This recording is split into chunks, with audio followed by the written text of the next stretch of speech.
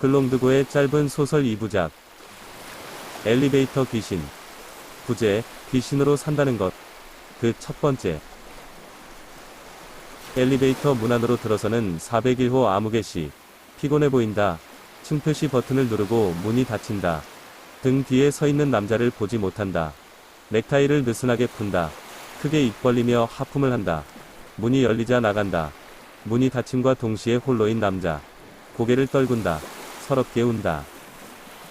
남자는 횡단보도를 건너고 있었다. 신호를 무시한 트럭 한 대가 빠르게 다가오고 있었다. 남자는 트럭 범퍼에 들이받쳤고 트럭 아래로 쓸려 들어갔다. 뜯겨나간 한쪽 다리와 옆으로 꺾여버린 허리와 절반이 박살난 얼굴. 남자는 고통스러운 신음소리와 함께 많은 피를 흘렸다. 사람들의 웅성거리는 소리가 들려오는 것도 같았지만 두 눈은 감겼다. 잠시 후 남자는 두 눈을 떴다. 누워있던 몸도 반듯하게 일으켜 세웠다. 그렇다고 자신이 죽었다는 걸 모르는 건 아니었다. 황황한 혼란도 악착 같은 발악도 그런 과정 따위는 하나 없었다. 죽음은 의외로 아무 일도 아니라는 듯 아주 자연스럽게 배어 들어와 있었던 것이다. 주위를 둘러보았다.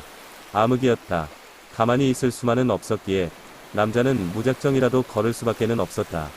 지친다거나 힘이 든다거나 그래서 목이 마른다거나 쉬고 싶다거나 하지는 않았다. 걸음이 길어질수록 쓸쓸함과 막막함, 두려움 같은 감정들만이 더욱더 커지는 것 같았다. 그러다 어느 즈음에 이르자 암흑은 안개가 거치듯 사라지기 시작했다. 그 대신에 선명한 윤곽들이 멀리서부터 하나둘 채워져 오는 게 보였다. 그것들은 하늘과 땅, 그리고 남자가 생전에 보았던 그 사이에 있는 모든 것들이었다. 익숙한 건물들과 도로, 자동차 등과 더불어 당연히 사람들의 모습도 있었다.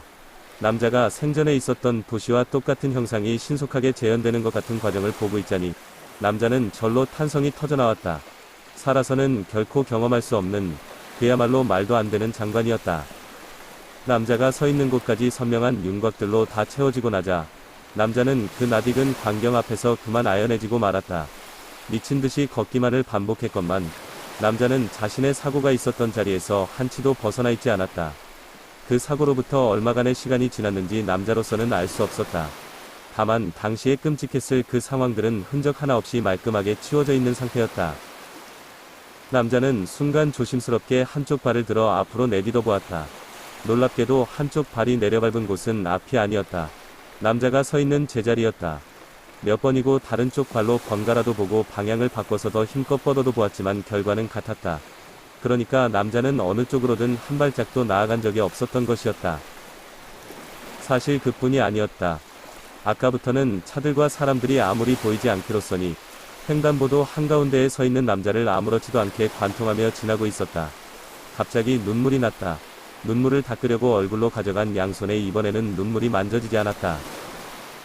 이상했다. 불안했다. 긴장도 됐다. 그러자 순간 남자의 정신과는 달리 남자의 육신은 이제 더 이상 남자에게 해줄 수 있는 게 간단한 움직임 말고는 아무것도 없을지 모르겠다는 불길한 예감도 들었다. 죽어서도 사는 거라면, 그래서 죽어서 사는 게 이런 거라면 순순히 받아들이고 고분해지는 수밖에. 한 번 터진 눈물 없는 눈물은 좀처럼 멈출 줄을 몰랐지만 남자의 생전 삶도 순순히 받아들이고 고분해지는 과정의 연속이었다고 남자는 생각했다. 가까운 이들의 죽음을 목도하지 않고도 혼자인 사람이 있다. 생전에 남자가 그랬다. 가족도 친지도 하나 없는 남자는 천혜고아였다. 그렇게 자라온 탓인지 남자는 하루빨리 결혼이란 걸 하고 싶었다. 그래서 자신을 쏙 빼닮은 아이란 것도 반드시 꼭 갖고 싶었다. 그러나 연애 한 번도 제대로 해본 적이 없는 남자에게는 결코 쉬운 일이 아니었다. 어떤 사람에게는 그 흔한 맞선의 기회도 남자에게는 거의 찾아오지 않았다. 그러던 어느 날 남자는 평소에 자신을 딱하게 여기며 이것저것 챙겨주던 이웃 할머니로부터 솔깃한 제안을 받았다. 현금 1억만 주면 지금 당장에라도 남자와 결혼해줄 수 있는 여자를 알고 있다는 것이었다. 남자의 고민은 오래가지 않았다. 여자를 만났다. 처음 만난 자리에서 남자는 이유도 묻지 않은 채 대출까지 받아서 마련한 현금 1억을 전부 건넸다. 그러고는 현금 다발을 끌어지는 여자의 양손을 덥석 잡았다. 그때 남자의 나이가 40하고도 9이었다. 살다 보면 누구나 돈이란 게 절실할 때가 있다. 그 이유야 뭐가 됐든 본인만의 힘으로는 그 돈을 만지기란 도저히 불가능한 사람도 있다. 아내는 단지 그런 여자였다. 돈 욕심이 많아서 한 1, 2년 살다가 끝내면 그만이라는 식으로 결혼까지 강행한 여자는 아니었다. 평생의 은인처럼 여자는 남자를 대했다. 남자를 아끼고 사랑하는 마음은 하루가 다르게 더욱더 커져만 갔다. 그로 인해 남자는 더할 나위 없이 행복했다. 아무리 회사 일이 바쁘고 고되는 날도 남자는 평온하고 즐겁기만 했다. 아내가 사내 아이를 낳았다. 그리고 얼마 지나지 않아 남자는 죽었다. 맞아. 내게는 사랑스러운 아내와 나를 쏙 빼닮은 사내 아이가 있었어. 자기야. 우리 아들 분유. 알았어. 자기는 뭐 먹고 싶은 거 없어? 말해봐. 딸기맛 카스테라? 알았어. 금방 가. 퇴근길에 걸려온 아내의 전화였다. 남자는 집 근처 대형마트 야외 주차장에 차를 세웠다. 마트에서 분유 한 통을 먼저 사들고 남자는 차도 건너편에 있는 빵집으로 가기 위해 횡단보도 앞에서 신호를 기다렸다. 그리고 횡단보도를 건너다가 남자는 죽었다. 그래, 그날 내 손에는 우리 아이에게 줄 분유 한 통이 들려 있었어. 그러곤 아내에게 줄 딸기맛 카스테라를 사려고 여기 횡단보도 앞에서 신호를 기다리고 있었어.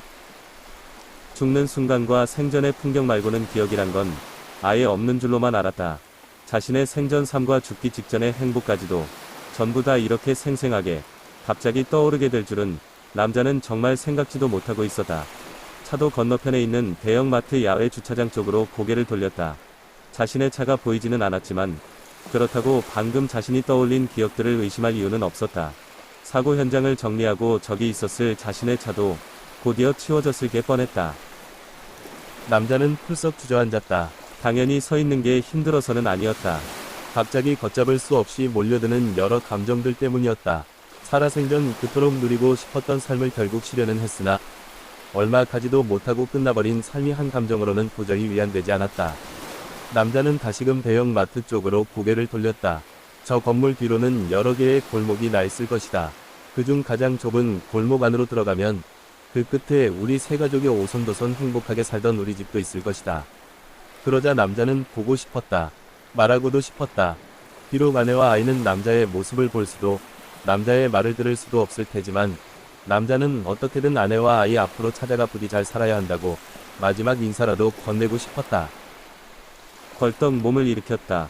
그러고는 남자는 느닷없이 춤을 추기 시작했다. 이렇게라도 하다 보면 조금이라도 이동할 수 있을지 모른다는 막연하지만 간절한 행동이었다. 춤 사이가 격렬해지고 길어져도 효과는 없었다.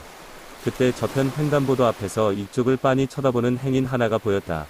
남자는 어리둥절해하며 그제서야 춤추는 동작도 멈췄다. 1부 끝. 2부에서 계속됩니다. 그럼 감사합니다. 즐거운 하루 되세요.